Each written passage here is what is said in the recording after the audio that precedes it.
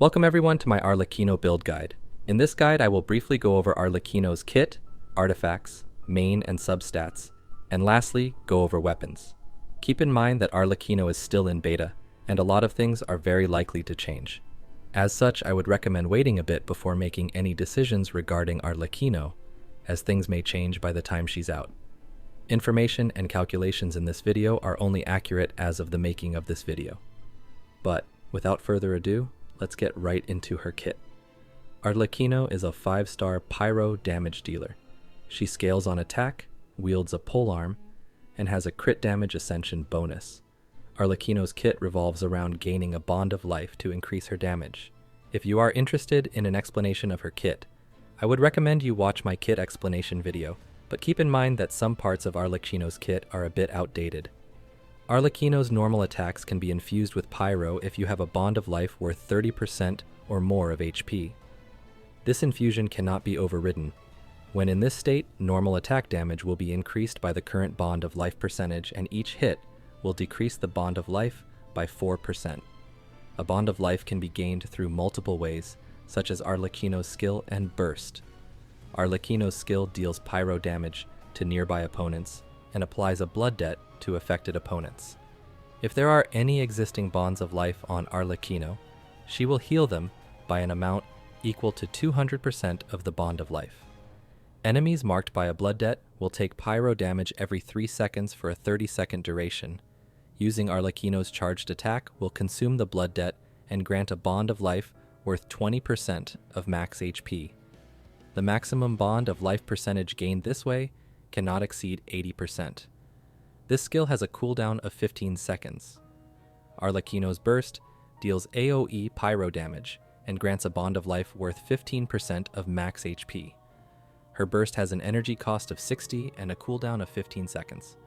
Moving on to passives, Arlecchino's first passive grants her a 40% pyro damage bonus whenever she's in combat.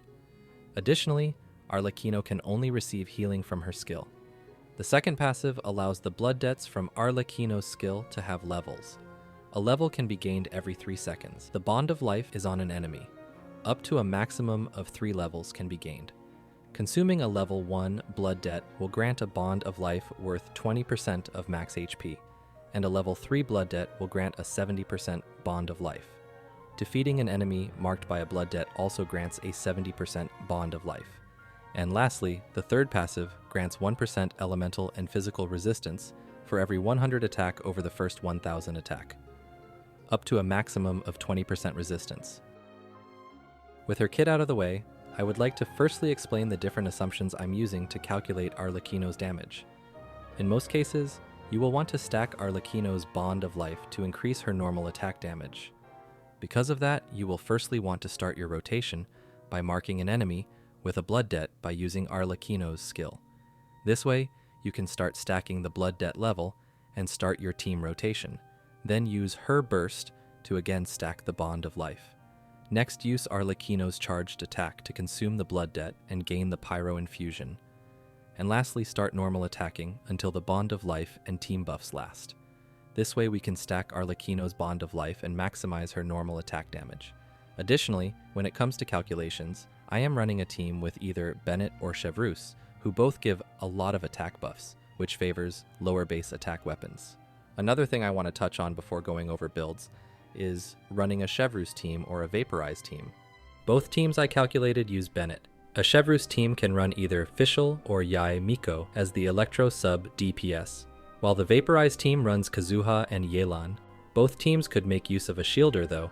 Constellations and switching some characters would also change some things. But for these two teams, a vaporize team will perform slightly better than a Chevreuse overload team.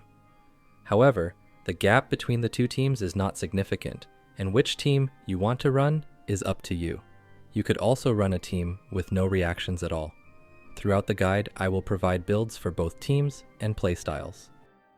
Before going over artifacts, Arlecchino's talent priority is to first level up her normal attacks, then burst and skill. All of her talents contribute to damage, with her normal attacks taking priority. With that out of the way though, Arlecchino's best in slot set is going to be Fragment of Harmonic Whimsy, a new set coming out next patch. Fragment of Harmonic Whimsy's 2-piece bonus provides an 18% attack bonus, and the 4-piece bonus provides an 18% damage bonus, stacking whenever the value of the Bond of Life increases or decreases, stacking up to 3 times. This set is very strong on Arlecchino and her best set by far. While Marechaussee Hunter can be her second strongest set, I do not recommend it due to how inconsistent it would be. This set is universally viable if you have Fiorina in your team to drain HP, and while this still applies with Arlecchino, it is highly unlikely that you can maintain the crit rate bonus throughout the whole rotation.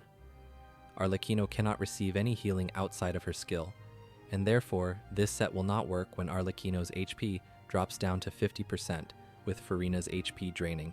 And while you could still heal at the beginning of the rotation by using Arlecchino's skill, Fiorina's HP draining will probably still catch up, leaving you with a lot of downtime. In most cases, I would not recommend this set since it's probably going to be very inconsistent. Gladiator's Finale is going to be one of Arlecchino's best sets. The 2-piece bonus increases attack, and the 4-piece bonus increases normal attack damage by 35% for sword, polearm, and claymore wielding characters. Most of Arlecchino's damage comes from her normal attacks, so this set will naturally be very strong. The same also goes for Desert Pavilion Chronicles set, although unlike Gladiator's Finale, the 2-piece bonus is wasted since it's an animo damage bonus. Crimson Witch of Flames is also close and competitive with the other sets in a vaporize team. However, in an overloaded team with Chevreuse, Crimson Witch of Flames will not perform as well since this set buffs reaction damage and the overload reaction does not deal a lot of damage. The same also goes for a team with no reactions. Shimenawa's Reminiscence is not that great on Arlecchino as it activates whenever you use your skill, and with Arlecchino using her skill at the beginning of the rotation, you will lose a lot of uptime on this set. Shimenawa's Reminiscence also reduces your energy, leading to inconsistent bursts, which also reduces your Bond of Life percentage, therefore giving less damage overall. Before going over stats, let's talk about energy recharge requirements. Using Arlecchino's burst is going to be important to stack her Bond of Life. In a vaporize team, you will want around 140 to 160% energy recharge. Keep in mind that energy recharge requirements will change based on your specific team and whether other party members are using weapons like Favonius. In an overload team with Chevreuse, you don't need as much energy. 120 to 140% energy recharge will be enough in most cases. Using more pyro units in your team will also reduce the energy recharge requirements.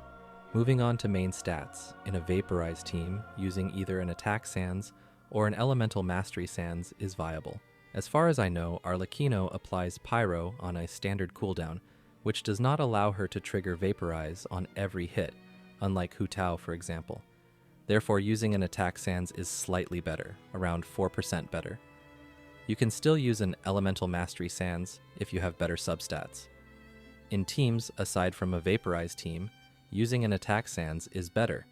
As for your goblet, since Arlecchino gains a lot of damage bonus from her passive and the Fragment of Harmonic Whimsy set if you're using it, an attack goblet is going to be slightly better. That is, however, without considering Bennett or Chevreuse, with both units giving a lot of attack, a pyro damage goblet becomes slightly better.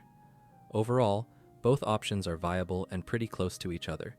And lastly, for your circlet, go for either crit rate or damage.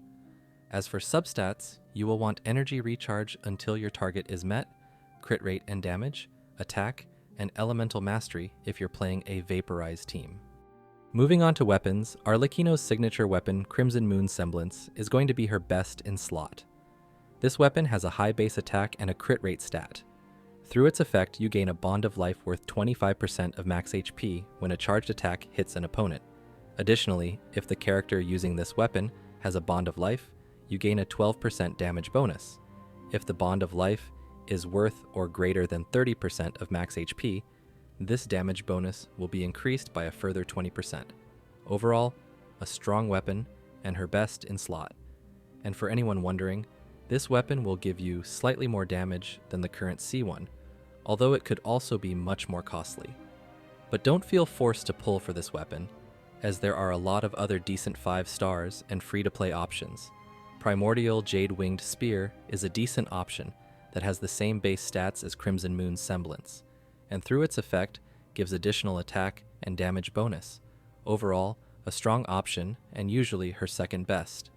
Other 5-star weapons including Staff of Homa, Staff of Scarlet Sands, Vortex Vanquisher, and Skyward Spine are all decent and very strong.